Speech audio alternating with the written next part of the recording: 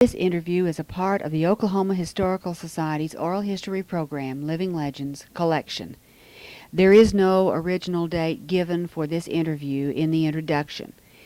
The interview is conducted by Mr. Dub West.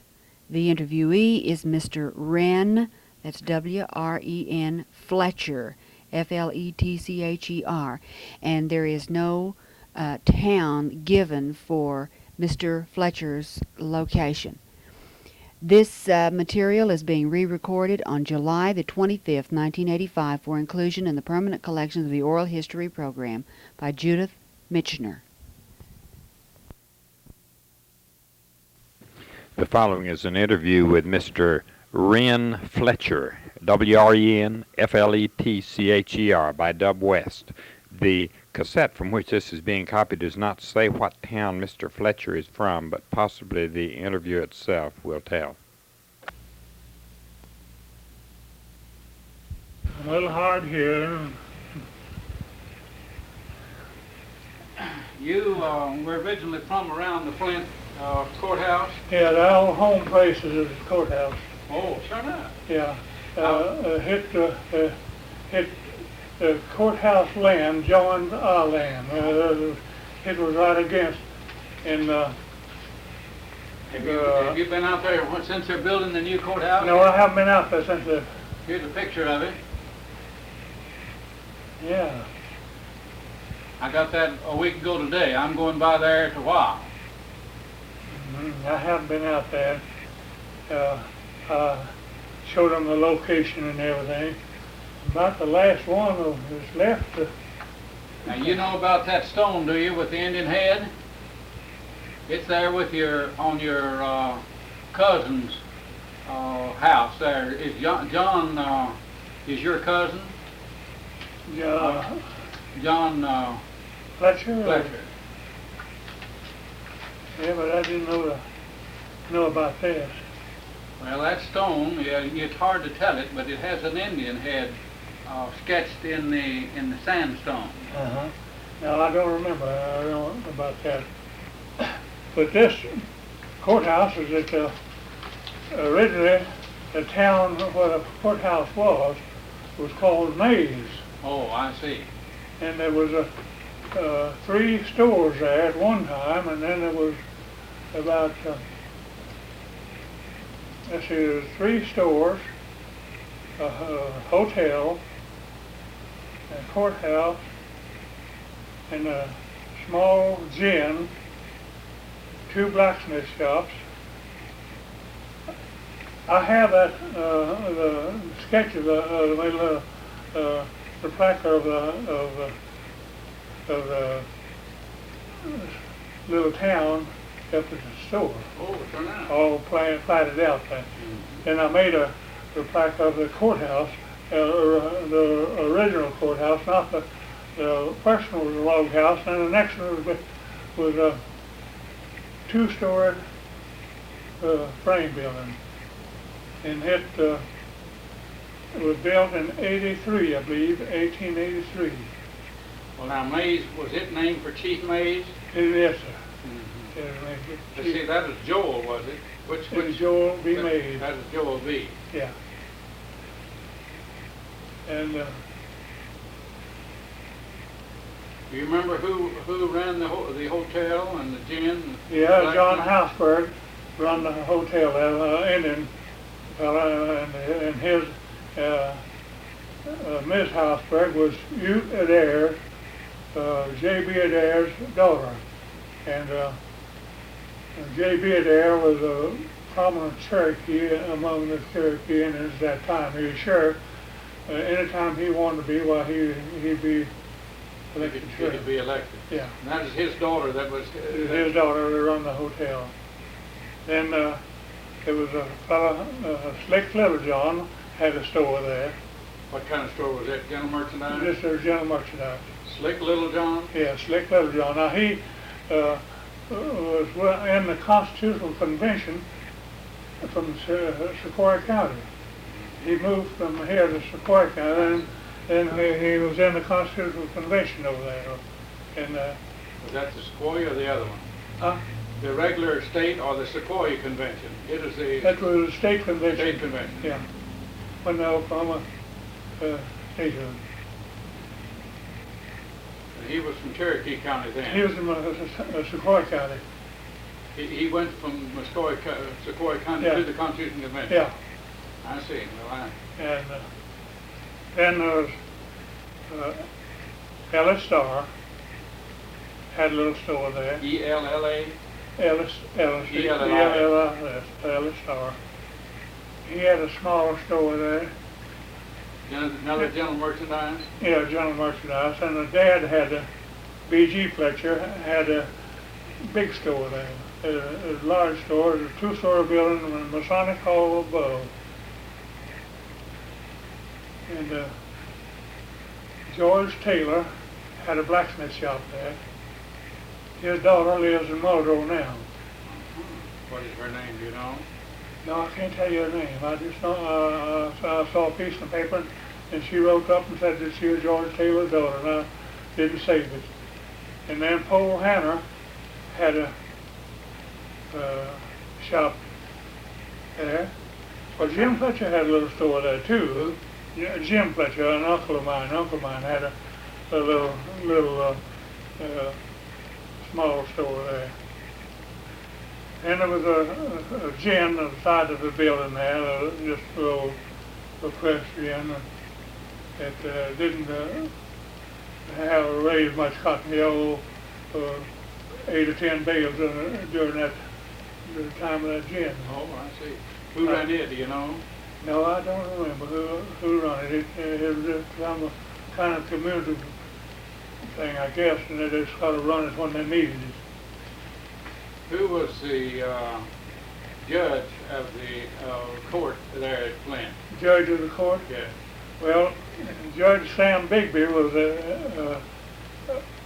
and then there's Judge Lynch. Dad was a court clerk there for a long time. I have his papers yet. B.G. Fletcher. B.G. B.G. Fletcher, yeah. Then Dad was elected later to the Senate Council of the Cherokee Council of California and served. And he, Dad, and Clem Rogers, and a fellow by the name of Lowry. George Lowry's son? I don't remember now. There was bound to be about the Dad's age, and they put on a committee by the Cherokee Council to form the Constitution for the states. So it was something that I'm kind of proud about. Because yeah. Now, do you have are there any pictures of old maids?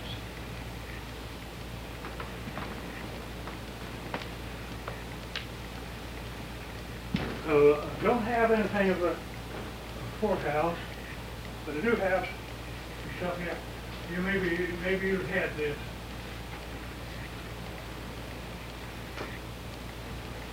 Has a picture of the last Cherokee Council. No, I have one of the Creek, but I don't have the Cherokee. Huh? I have one of the Creek Council, but not the Yeah. Cherokee. And I have. Yes, And here's one of the. You can see right at the bottom there what that is. Last Chickasaw legislature. Yeah, that's the Chickasaw here. Uh-huh. Send it to the last Chickasaw. And I have the map of and this is the name of the last, that's the name of those people in the Cherokee picture. Yeah. And No, so where they're numbers from. and the name. Uh-huh. Well, that's wonderful. I'll give those now to my daughter-in-law, because she's fixing up, and I'm giving her. Your pillows fall down. That's all right. That's all right. Well, that's certainly good. Jerry Manners at Muskogee. I don't know whether you know him or not, but he get acquainted with him. Jerry Manis? Yeah, Jerry Manners in Muskogee. Uh-huh. And he made those things. He made them up, and he gave me those pictures, and he's got that stuff over there. Where is he there in Muskogee? Now I can't tell you that, but you can get his. He's got a phone number, and you can get it from my phone book. Manners. He's a good friend of mine. Now him and Wheeler worked together, and at the time that Wheeler was over there. Oh, he's in the BIA office then? Yeah. Uh-huh. Well, that's good. I'll see him then. Yeah, he's got this. He's got all this stuff. So he always liked me pretty well. So he made that up and gave it to me. Mm-hmm. This fellow Brooks was with Wheeler back in those days. You probably knew him too. What's his name? Brooks. Of course, Wheeler was there the longest, and you probably came near knowing Well, him. I didn't know Brooks well, but I knew Brooks. When Wheeler became assistant superintendent, Brooks would help supervise all these Indian roads around in this part of the country back in the 40s. I ought to know him because I was kind of involved in nearly all the Indian service there. But Jerry Manners was over the roads here, and Kurt Tidwell, I knew him well. Yes. And I can't, my mind don't work quite well too, but anyhow, I had one fellow over there was an awful good friend of mine. And he called me up not too long ago.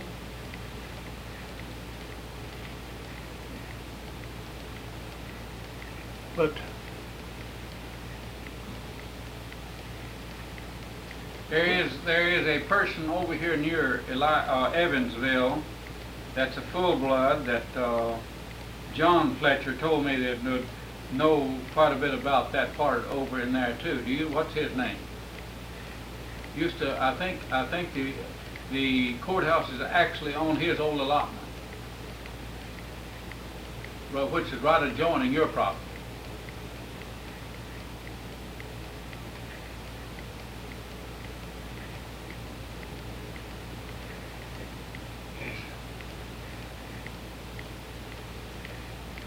well, there's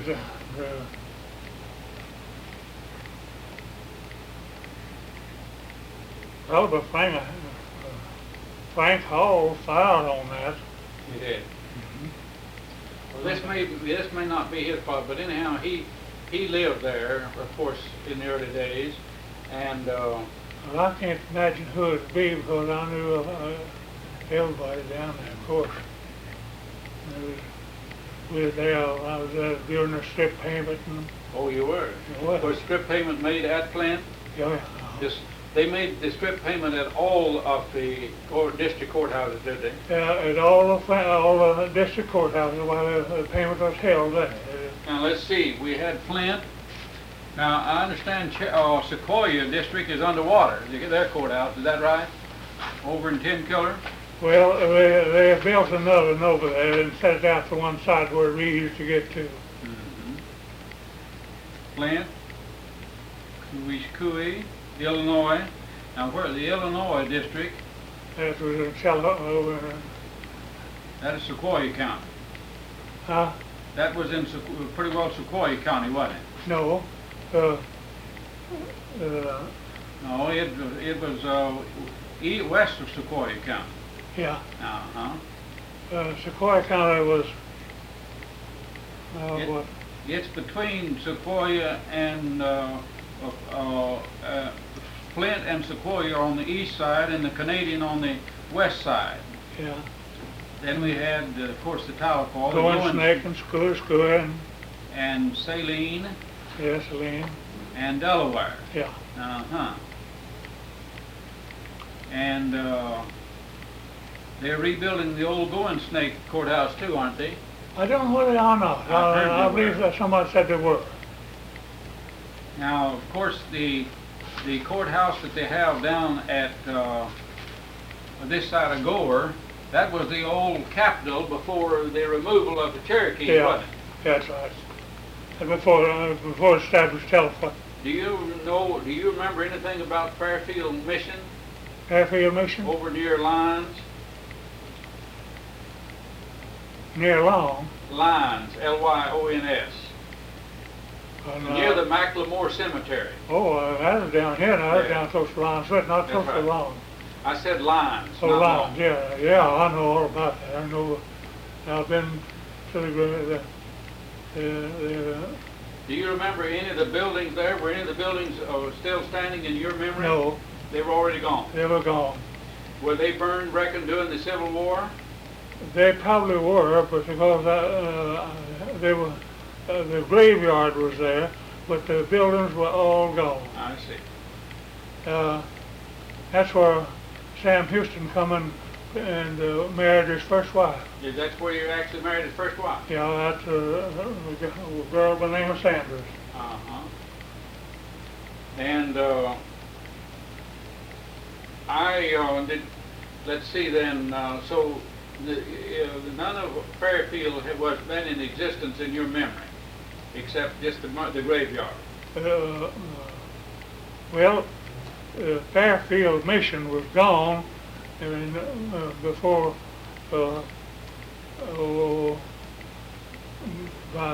before the Civil War. I'm pretty sure. Well, Anyhow, Sam Houston was. Let's see, he come by there, and it was full swing when he come by. Well, he came by in about 29. And I thought a little later than that. Well, he left for Texas in 32. Between 29 and 32, and Fairfield Mission was in existence in 29. Yeah. Well, I knew that it was in existence then, but I know that he come by there, and he went from there and moved after he married and went over and he had stayed Fort Gibson 3 or 4 years anyhow. Yes, 3 years. Uh-huh. And then he went on down into Texas. And she died while he was there. Yes. And when she died, well, then he went to Texas. Uh-huh. You've heard of Dr. Butler, too. He was there at Fairfield Mission in the early days. Dr. Butler, I just heard of him. I never knew very much about him. Dr. Palmer came there, too, back in the real early days. But the Sanderses were pretty prominent Cherokee down there and were on up until my time. I see. Well, were the Macklemores that were first buried there back in the 20s? Were they any kin to the Macklemores of present day? Yeah. Yeah, they were the same tribe. The Macklemore that died a few years ago, that was its coach. He's of that same bunch. Yeah, that's a good friend of mine who lived right out here. He died last year. Uh-huh. And he Emmett McLemore. was that same Macklemore group. Yeah, that's right. I see. He was George McLemore's boy, and I don't remember now who George's dad was. I never, but they were all good friends of ours. Did you know Joshua Ross? Who? Joshua Ross. No. He was a nephew of John Ross, and he was active in early Muskogee, and he was living all in the 20s. No, I didn't know him. Well, he went to school at Fairfield, Yeah. but of course that would have been back in the 30s or 40s. Yeah. Probably. Did you ever hear of any of the early natives and the early people speak of the comet that came over this part of the country in 1843? There was a comet that just lit up the whole sky, and people thought the world was coming to an end in 1843. No, that was before my. I thought maybe they might say something about it. They didn't mention it, but I saw comets myself.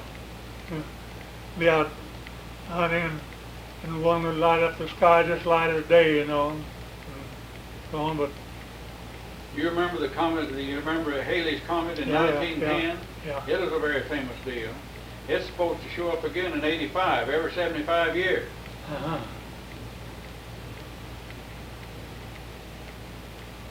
How old are you, Mr. Fletcher? I'm 88. 88. Well, I'm 89 in January. Uh-huh. Born 85. 85. My father was born in 75.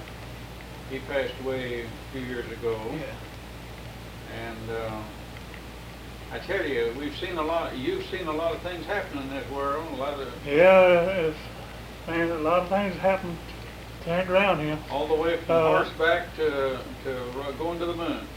I might mention to you that contract price on that courthouse at the time it was built, a two-story building, frame building, foundation rock on the lower side is about that high and in all good shape, and for $300. Oh my goodness.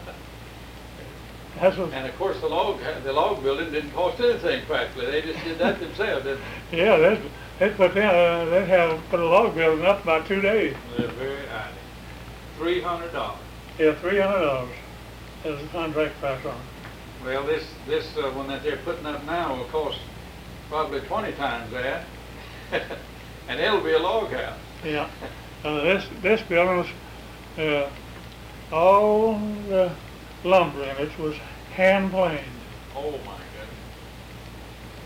Oh, did they have lots of sawmills? Did they have a mill in that area? No, the mill that they got this lumber from was down here on Dry Creek, about 25 miles from the courthouse place. And they hauled that lumber, they had it sawed down there, and the pine, and they hauled it in, planed it, and put it up. Did they use mostly oxen in this part of the country in those days, or Well, teams of horses and mules? There was a few auctions here during my time, few teams, but most of them had teams. Uh-huh. You see, after the payment, I was 9 years old then, but after the payment, they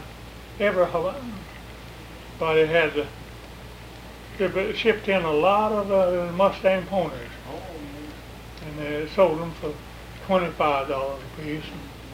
And if they couldn't get that, they'd take less. And everybody had a horse. Sometimes they'd have one, and they'd break in or ride him one time, and then they would never ride him anymore. I see. But they'd work him, and they'd do much. Incidentally, where did Stillwell get its name? Still, when they built the railroad through here, the engineers stayed at our house down on that section. This is another section here, what they call Patterson Gap, and a fellow by the name of Corrigan had it. Go ahead. Go ahead. A fellow by the name of Corrigan had it, and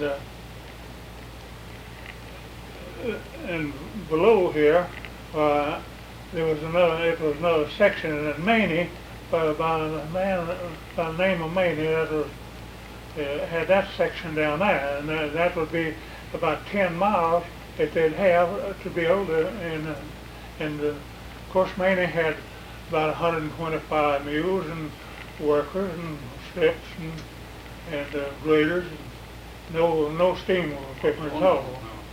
And so there's I'll get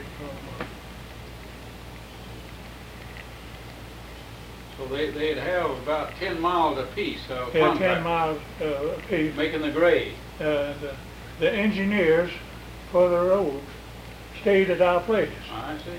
Well, they figured out that it would be a good place to have the town naming it Mays down there on Salisaw Creek. Uh-huh. Well, Dad, of course, he got his into it, and the fellow by the name of Breedlove at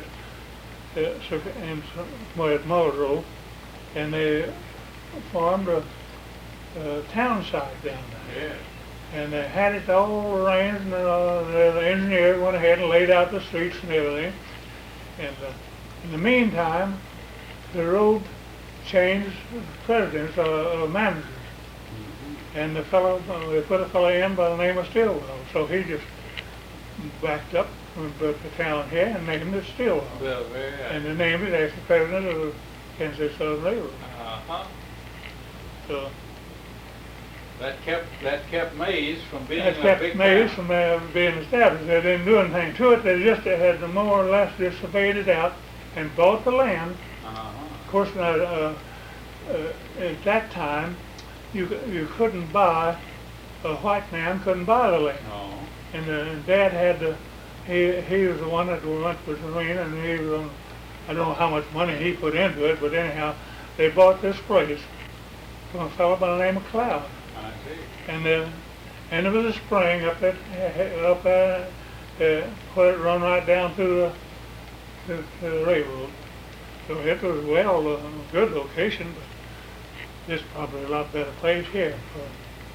But that's what happened to it. Well, I see. And that's where Stillwell got its name from. That's the Phil President Miller's Road. name. They got it from When was that? Do you know? that was in 1895. 1895. Who were some of the first merchants here in Stillwell? Well, of course, her dad moved up here. He had moved his store up here. From And, Mays.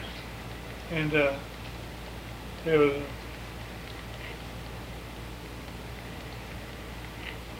my God, I never even tried to remember anybody's. But none of the old people that started in then stayed with us very long. Of course, Dad moved up here, and they put his brother-in-law in Did he there. run a hardware then too? No, he was just a general store. General store. And he put his brother-in-law in there, and he stayed on the farm down there, and tended it. Who was his brother-in-law? It was Joe Willis, a fellow by the name of Joe Willis, and he went broke. I see. The business went broke, and Dad had a hard time about paying up the bills and everything. Joe Willis's brother, Charlie, got away with the money and killed herself out here on the close to out the edge of town there.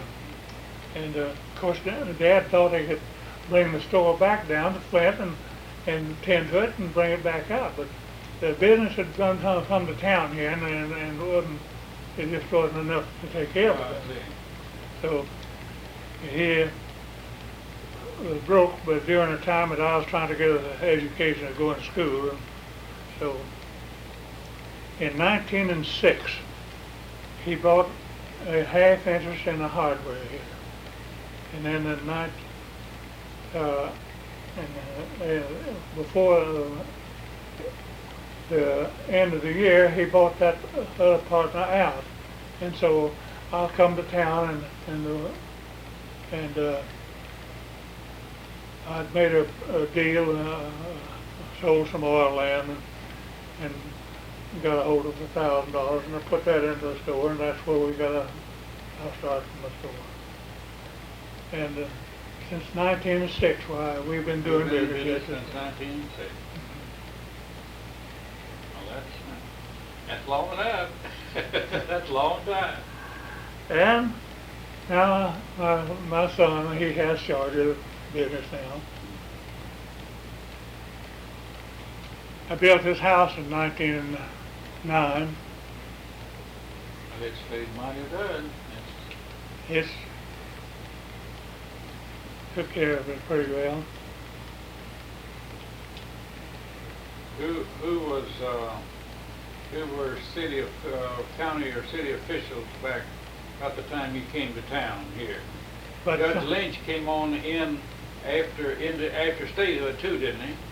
that was Was that another Judge Lynch? no, it was his son. I see.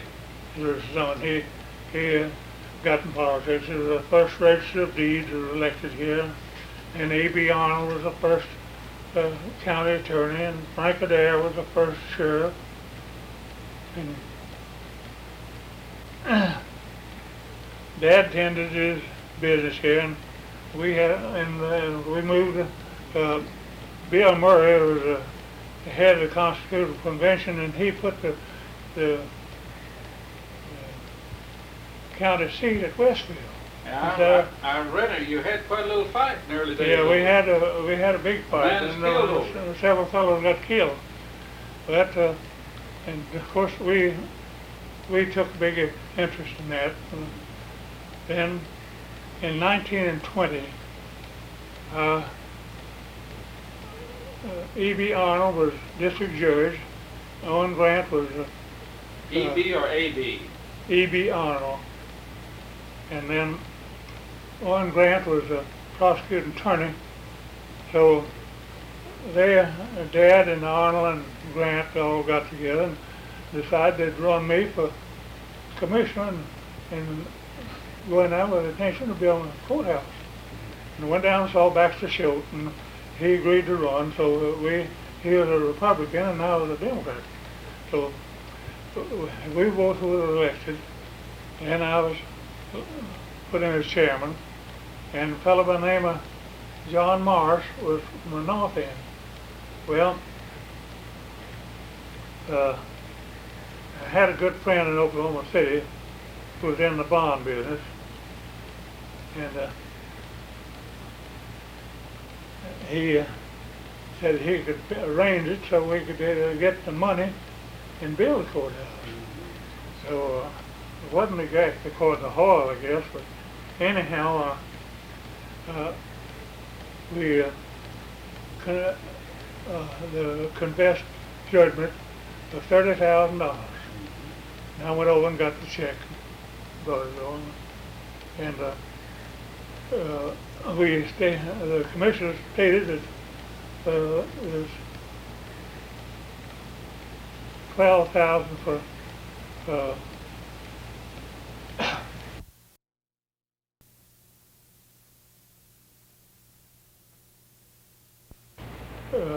the commissioners stated that there's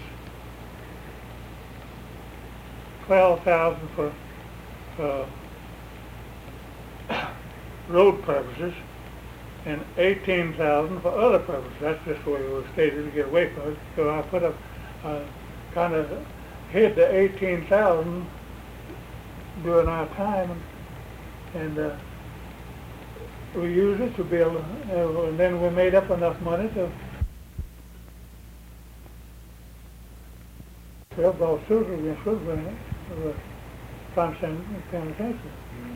I had kept a copy of all the material that we'd bought. I bought it all wholesale, and I kept I filed a copy with the county clerk, and I kept a copy for myself, and I kept a copy in the store. I had 3 copies of everything that was done. So they brought suit, and so I went to Oklahoma City and saw this fellow. Who was the governor in there? I can't think of his name. A good friend of mine. I can't think of his name. 20? Huh? In 20? Yeah, in 1920. Well, Walton, Johnson, Williams. The fellow that was going to run again, he took Jack Walton's place. Well, that is Trapp. Who? Trapp. Yeah, Ed Trapp. Yeah, he was a fellow that got the money for us. So I went over and told him, I said, and he was a good friend of mine, extra good. And I said, Ed, I said, because I'm going to have an attorney. He said, well, he says, we'll just use mine. Mm-hmm. And so every time they'd bring the case up, this fellow would have it thrown out. And they had Westfield had an attorney from Fort Smith, high-powered lawyer, and he, about 4 or 5 times they throwed the case out. Of course, it was pretty expensive on me going over and back many times, but And finally go down and he told him, well, it wasn't really good. I had all the proofs and everything, and it was good. And hadn't so well made a penny out of it. So that's the business is. We was putting money into it all the time in places of taking anything out. We wanted profit. We were trying to build a courthouse. So we kept it about 8 or 10, 15 years. And the old boy, kind of a nut, I guess, they claimed he set it afire and burned it. And then, but it's responsible for the one we have now. Well, I see. So And was it the same location, I guess? it was it saved the records that we had a good boss and the all sandstone building. And it wasn't a bad building, but we got a pretty good building up there now. Pretty good. That was built back probably in the 30s, was it? Yeah. Yes, when I came here in 40, it was rather new at that time. Yeah. So I didn't get to go down to McAllister where they wanted me to go. I guess, but maybe I didn't do what, but I didn't take anything on the side. Well, there's always somebody trying to get somebody else for something. Yeah. Incidentally, you probably knew Bill Harrower pretty well. He was a commissioner at Muskogee County during those days. Yeah. He's quite a guy. He's 96 now, 97, Yeah, and he's still pretty pert. Get along pretty good. Old Bill tells a story. He went over to Vian on a speaking engagement. He went around quite a bit in various eastern Oklahoma counties. He probably came here a time or two, but he went over to Vian one day, and it was a real hot day. Went in the drugstore to get a cold drink before the meeting, and there's a fellow in there drinking, so they made some mention about political speaking, and well, after it was over, they went back and got another drink. So the fellow's still in there, and said, well, did you go to the political meeting? Said, no.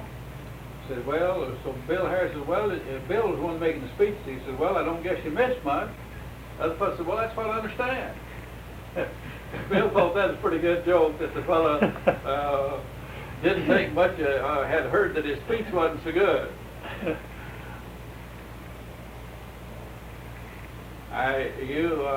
You do lots of inlaid work. That's quite a little hobby, isn't it? What is that? Inlaying work and things like Yeah, that. I've been doing all that. Do you fish quite a bit? Yeah. Every chance you get. Have much luck? Yeah, Always catch them, huh? I got a few fish around the place. Well, that's good. I've hunted and fished all my life. I used to tell them I knew more about the hunting and fishing than I did the hardware business. Well, that's a good deal. I used to, Birch, he used to live here. He used to be county assessor. Who? Birch. Yeah. Old Birch used to laugh, said people in Stillville couldn't let their business interfere with their fishing. I fished with Birch and Magruder. They were brother-in-laws, and in fact, Bill said I took them on the first fishing trip we had been. Is Mrs. Birch still here? No, she went west for somewhere, and I don't remember now, or she retired from teaching. Yes, I knew she retired. Well, Birch was a nice fellow. I liked him. He was a nice fellow. Well, you've had some nice people here. I've known quite a few of them through the years. Yeah. Let's see, Williams that used to be here. He died about 2 or 3 weeks ago. Oh, he did? Uh-huh. Well, I'll say. He died in Muskogee Hospital. Well, I didn't know. A heart attack. Uh-huh. Well, he was a nice fellow. I used to know him when he worked in the bank. Yeah.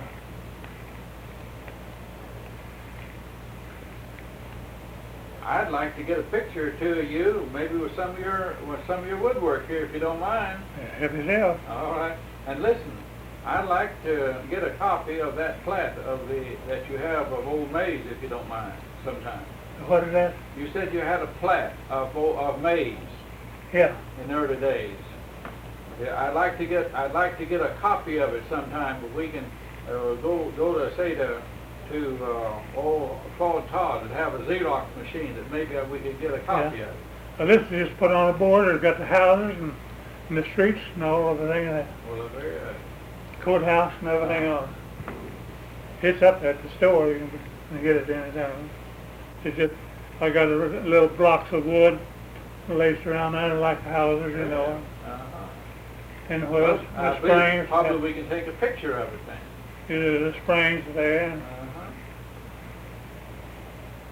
Well, let's go in here in the next room and see if we can't get a picture or two of you with some of your work.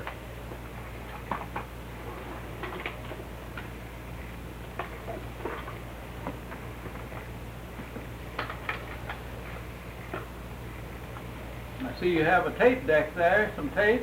Yeah. You got a lot of entertainment around here. Yeah. There's pool table over there. Oh, yeah, you just got a regular recreation area here. Have any cronies come over to see you? Any friends? Oh, yes, sir. Come in and see me. Well, that's good. Oh, I passed away 20 years ago this last 4th. And you've been keeping the house here all this time, huh? Yep. Well, my son lives right next door over there. Uh-huh.